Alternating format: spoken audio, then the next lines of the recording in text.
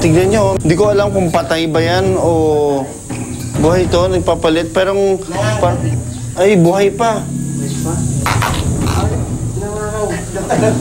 I-rescue natin to. Parang payat na siya. Yeah. Mamaya ka muna ahas ha. Na nakot yung ating attention dito sa napaka payat na tuko na ito. Itong nakita nating tuko doon, hindi naman ito pinapakain sa pythons kasi hindi naman yan kumakain ng kapwa na ganito. Usually kinakain niya ng mga mammals, mga birds. Ha? Bago ko pakulan, bigyan ko muna siya ng vitamins para lumakas ng konti. Kahit na tuko ito, may karapatan ding mabuhay. No? So gagamutin din natin yan. Bigyan lang natin ng konting pampalakas.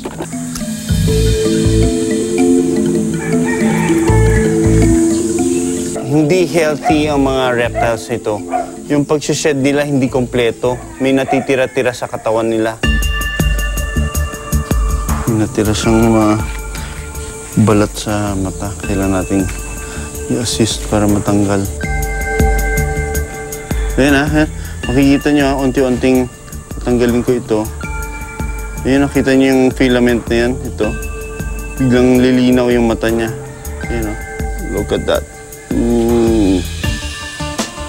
Yan. Luminaw na yung mata niya. Kakabit ko na siya sa puno para okay na siya. Nabuhay na.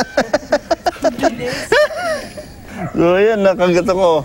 Always be alert, ano? Hindi porket mahina na yung hayop. Pwede ka maging kampante.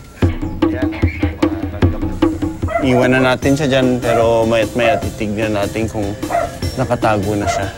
So, balikan na natin yung ating pasyente.